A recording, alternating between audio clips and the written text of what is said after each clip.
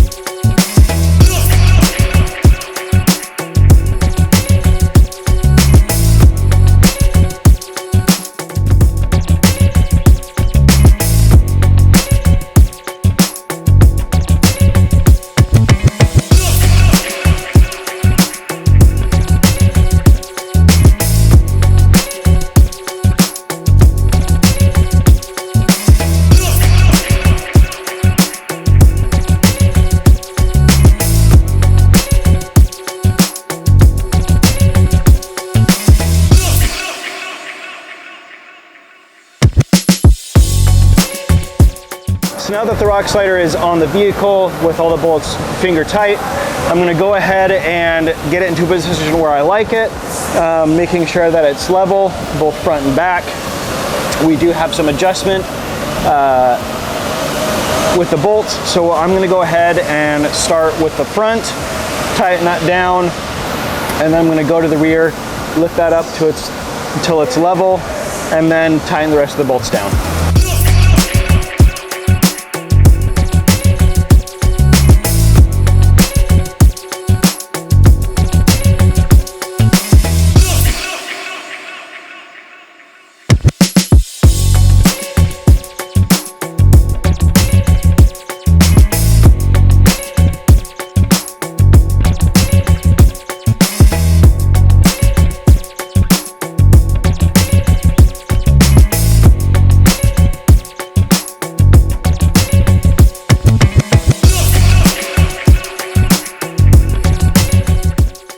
I'm going to go back over with the ratcheting wrench to make sure all of those bolts are nice and tight.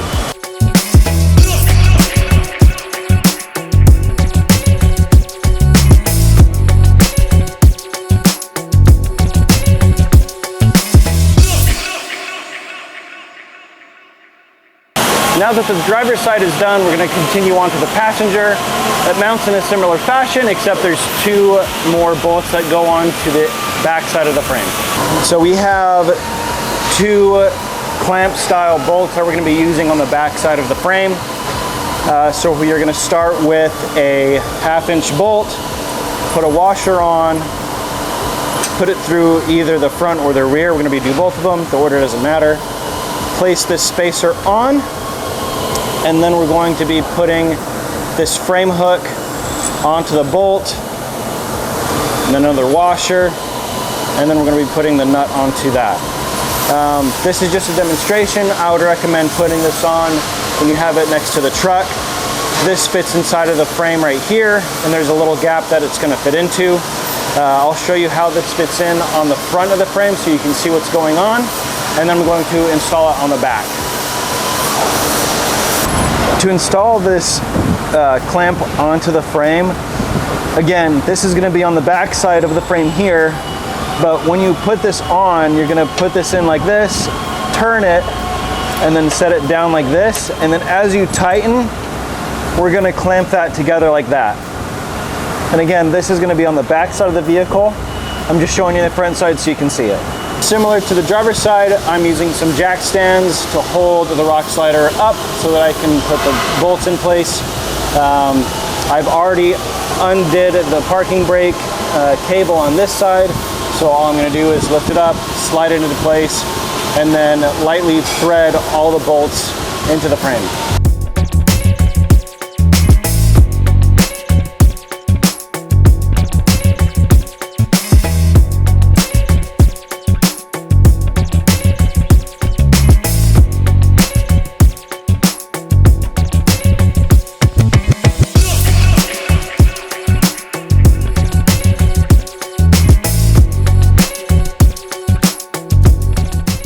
This next bit, you got to install the 5/16 snap nut onto, the back side of this little part, and we're going to stick this into the frame onto the back side, and then thread the 5/16 bolt into that one.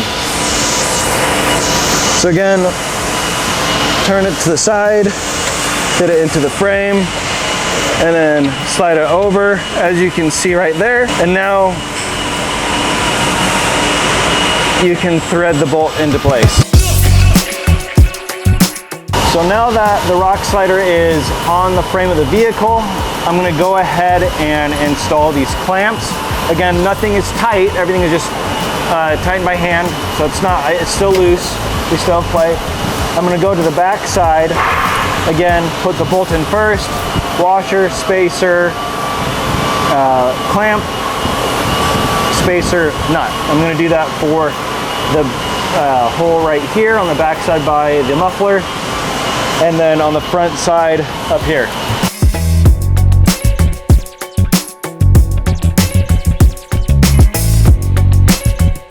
We're going to do that same thing to the back side over here.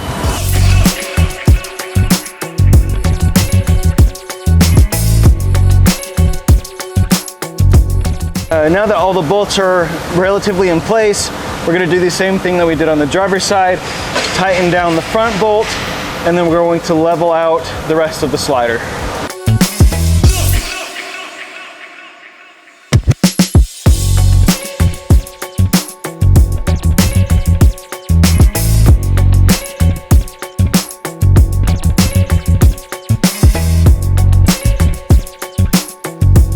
Now that all the bolts are in place and relatively tight, I'm going to go back with my ratchet wrench and make sure all the bolts are tight and ready to go.